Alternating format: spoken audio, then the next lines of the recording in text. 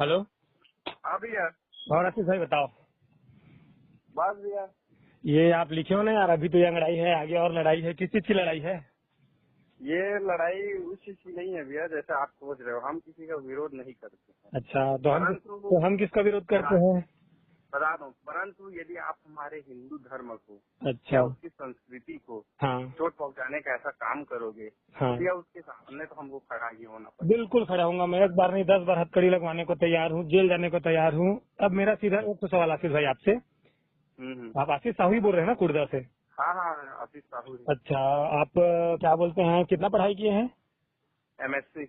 MSc कर रहे continue. हैं? एमएससी कर रहे हैं अभी? कंटिन्यू। कंटिन्यू। हाँ हाँ कंटिन्यू है आपका? हाँ। अच्छा चलिए ठीक है, कोई दिक्कत नहीं है।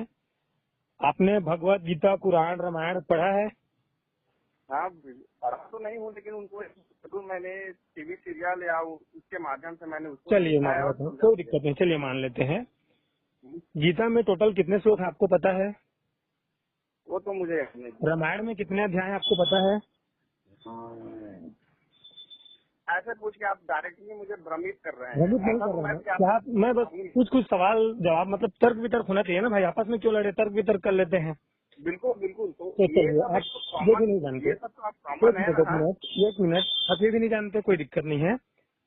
मुझे धर्म की परिभाषा बता दीजिए। मतलब आप डायरेक्टली ये बोल रहे हैं कि अपने ही मुंह से, मेरे मुंह से आप सुनना चाहते हो कि धर्म की क्या है और धर्म की बुराई कैसे है। नहीं, धर्म की बुराई नहीं जानना चाहता। आप कॉन्स्टिट्यूशन पे मानते हैं? बिल्कुल मैं मानता हूँ, संविधान बाबा हमारे संविधान है, उनको तो मैं परम पूज्य भी मानता हूँ। अच्छा, परम पूज्य मानते हैं आप? बिल्कुल। चलिए ठीक है, उनके मैं आपको तत्वों का तो मैं अच्छा अनुसरण चलिए ही मैं करता हूँ। आपको एक चीज सुनाता हूँ, उससे आप क्या समझते हैं मुझे बताइएगा, ठीक है? बिल्कुल। हम भारत के लोग भारत को संपूर्ण प्रभुत्व संपन्न पंथ निरपेक्ष लोकतंत्रात्मक गण राज्य बनाने हेतु एवं उसके समस्त नागरिकों को न्याय, अभिव्यक्ति, विचार स्वतंत्रता की उपासना एवं अवसर की क्षमता प्राप्त कराने के लिए तद्वारा आज दिनांक 26 नवंबर 1949 को 26। भारत को आत्मसमर्पित और अंगीकृत करते हैं। इस शब्द से आप क्या समझते हैं भाई जी? बिल्कुल, ये भारत का संविधान है, इसे हर नागरिक को ही याद रखना चाहिए। और इसमें आपने एक वर्ड मिसिंग किया, इसमें धार्मिक स्वतंत्रता भी लिखा है। इसमें धार्मिक स्वतंत्रता नहीं लिखा है। We the people of India, हम भारत के लोग भारत को संपूर्ण प्रभुत्व संपन्न पंथ निरपेक्ष लोकतंत्रात्मक गणराज्य बनाने के लिए। हम्म, अगर आपको डाउट हो तो आप जो है संविधान निकालिए, पढ़िए। मैं रोज पढ़ता हूँ हम्म, और मेरे से मिस्टेक नहीं हो सकता, क्योंकि मेरे खून में है संविधान। और उसमें एक शब्द लिखा है धर्म निरपेक्ष, पंथ निरपेक्ष। हम्म, मतलब ये कि भारत का कोई भी नागरिक किसी हम्म, धर्म के अधीन नहीं है, पहली बात। ठीक है आशीष भाई हम्म, जी? दूसरी बात हम्म। ये कि आप हिंदू हो, मैं हाँ भी हाँ। हिंदू हूँ, ठीक है? बिल्कुल। लेकिन कॉन्स्टिट्यूशन का आर्टिकल नंबर 340, 341, 342 ये हम्म, कहता है कि इस देश के एससी, एसटी, ओबीसी और माइनॉरिटीज, हम्म। इस देश में एक विशेष उनको क्षेत्राधिकार प्राप्त है, एक विशेष जाति का अधिकार प्राप्त है, वो हिंदू नहीं है। दूसरी बात, आर्टिकल नंबर एक बार फिर से, आर्टिकल नंबर आर्टिकल 41 और नंबर 40। 340, 341, 342, 340, 41 और 42। राइट। ठीक है। अब तीसरी बात ये कि धर्म की परिभाषा क्या होना चाहिए। अगर मैं आपको गूगल पे मानते हो, Google net engine, search engine, अरे क्यों नहीं यार, क्यों नहीं, एक बार वो आप है। जो है देखो कि हिंदू शब्द का अर्थ क्या होता है, निकल कर जो सामने आएगा, अगर उसको आप स्वीकार कर लोगे तो कल से हम आपका हम्म, नाम आशीष साहू ना करके आशीष वो लिख देंगे जो गूगल में दिखाएगा, ठीक है? क्योंकि गूगल तो गलत देखो जानकारी नहीं बताता। ठीक है ना, मैं सर्च करके देखूंगा, लेकिन भैया देखिएगा। मेरा भी। और एक और बात, हाँ हाँ। गूगल में जैसे आप सर्च करेंगे कि भारत का प्रधानमंत्री कौन है, नरेंद्र मोदी बताएगा। हम्म, गलत नहीं बताता ना? हाँ हाँ, राइट है। एकदम सही बताता है। हाँ हाँ हाँ। और उसी गूगल पे आप छत्रपति साहू जी महाराज को खोजिएगा कि साहू वो जी है कौन। महाराज। साहू जी महाराज जो है आपके समाज के बहुत बड़े महापुरुष हैं, जिन्होंने, अब आप नहीं जानते हैं अलग बात है, क्योंकि आपने तो कभी पढ़ा होगा नहीं, लेकिन फिर भी सर्च करके देखिएगा। हो सकता है छत्रपति साहू जी महाराज को पढ़ने के बाद आपको आपके खून में एक ऊर्जा प्रवाह हो, आपको लगे कि हाँ मुझे भी कॉन्स्टिट्यूशन के शब्दों को पढ़ना चाहिए, या जो धर्म के नाम पे धंधा किया जा रहा है, जो धार्मिक कुरीति है, उसके विरोध में खड़े होना चाहिए। आपको पता है मैं न्यायालय के समक्ष पेश हुआ था, मुझे जेल नहीं हुआ था। बिल्कुल बिल्कुल, ये पता और है, और न्यूज कोई पेपर भी पे हुआ। आरोपी जब उसको थाने लेकर के जाया करता है तो उनको मजिस्ट्रेट के सामने हथकड़ी पहना के ही पेश किया जाता है ले जाते तक। और राइट है। इसका आपके जो हिंदू धर्म वाले हैं, धर्म के ठेकेदार हैं, और दो कौड़ी के जो अगल बगल के लौंडे लोग हैं, वो कह रहे हैं कि ओम प्रकाश को जेल हुआ, देखिए।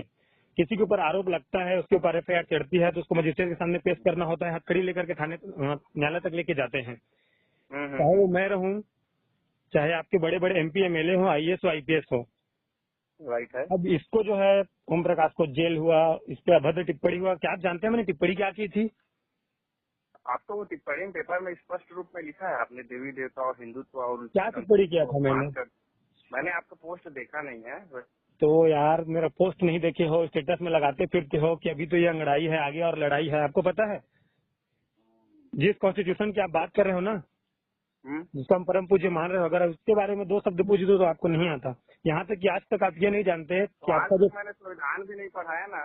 संविधान मैंने भी नहीं पढ़ा है, लेकिन तो इतना तो जानता हूँ कि मेरे पूर्वज क्या थे, कैसे किए थे, और ये जो महापुरुष है कौन है। ठीक उसी प्रकार आप छत्रपति साहू महाराज को नहीं जानते, जबकि ओबीसी समाज के महापुरुष है।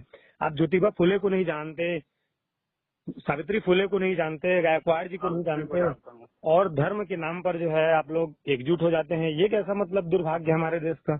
मेरी बात है तो सुनो, आपने इतना सारा बोल दिया है। नहीं भाई जी, मैंने देखा आपका स्टेटस जो है, ऐसा नहीं है कि जांजगीर अरे आप चांपा में। मेरी बात ही नहीं सुन रहे, अपनी मैं बात ही बिल्कुल सुना रहे हो। सुनूंगा, 1 मिनट। मैं ये कहना चाह रहा था कि आप एमएससी के स्टूडेंट हैं, एमएससी कर रहे हैं, मुझसे बड़े हैं, और ऐसे ओहदे पर है जहां आपका सम्मान होना चाहिए, और उसके बावजूद आप ये अंधभक्तों की तरह बिहेव कर रहे हैं, बिना जाने सुने किसी का पोस्ट शेयर कर रहे हैं। ये कहाँ तक सही है? तो बात तो सुनेंगे। नहीं, कैसे कर सकते हैं? मतलब आप इतने पढ़े लिखे हो के अंधभक्तों की तरह कर रहे हैं, ये सही लगता है आपको? कि आप बिना जुना जाने सुने किसी को अभी को जो है धूमिल कर रहे हो? और ऐसा तो नहीं है कि जांजगीर बहुत बड़ा एक तो राज्य है, छोटा सा जिला है, यहाँ कितने सारे युवा हैं, कितने लोग पढ़ रहे हैं, किसका स्टेटस कहाँ लगता है, ये बड़ी जानकारी नहीं है हमारे लिए। चापा में आता है ना आपका थाना क्षेत्र, चापा में आता है। चापा राइट। चापा में अभी आपके जो है राजेश ही शायद राजेश चौधरी जी है टीआई, उनको फोन कीजिए, एक बार पूछिए सर जी बंजारे जी कैसे लड़के हैं करके, आपको बता देंगे मेरे बारे में।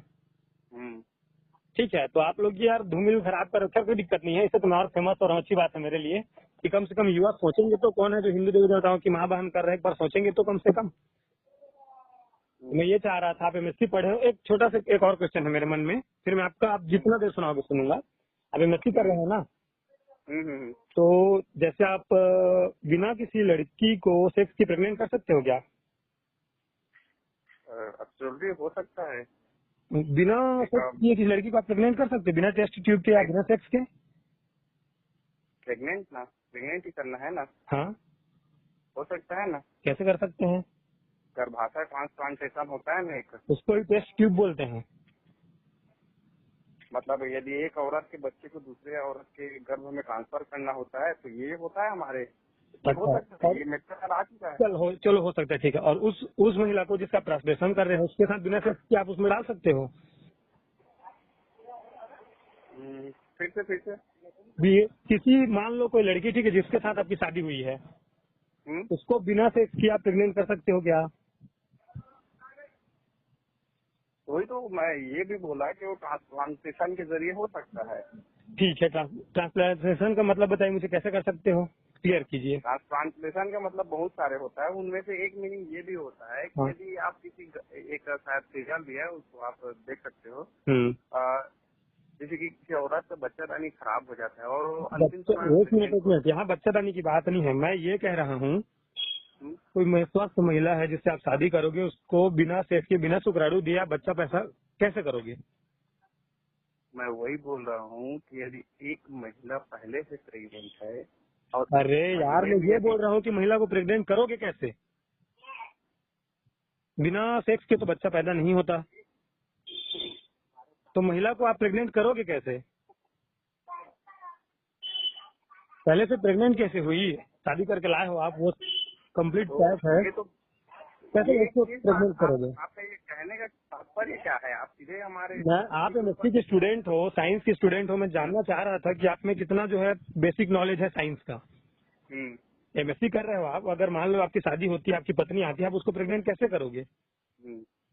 बिना सेक्स के तो नहीं कर सकते, कर लोगे क्या? तो आपके कहने का क्या मतलब है? मैं ये जानना चाह रहा था कि अगर मान लीजिए मैं किसी लड़की को शादी करके ब्याह करके लाता हूँ और मुझे बच्चा चाहिए, तो बच्चा पैदा करने के लिए पहला प्रोसेस क्या होता है अपनी बीवी के साथ?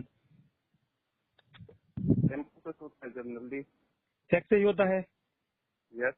बिना सेक्स के तो कोई भी महिला प्रेग्नेंट नहीं होती, नहीं होता हो। नहीं भारत में नहीं किसी विश्व में।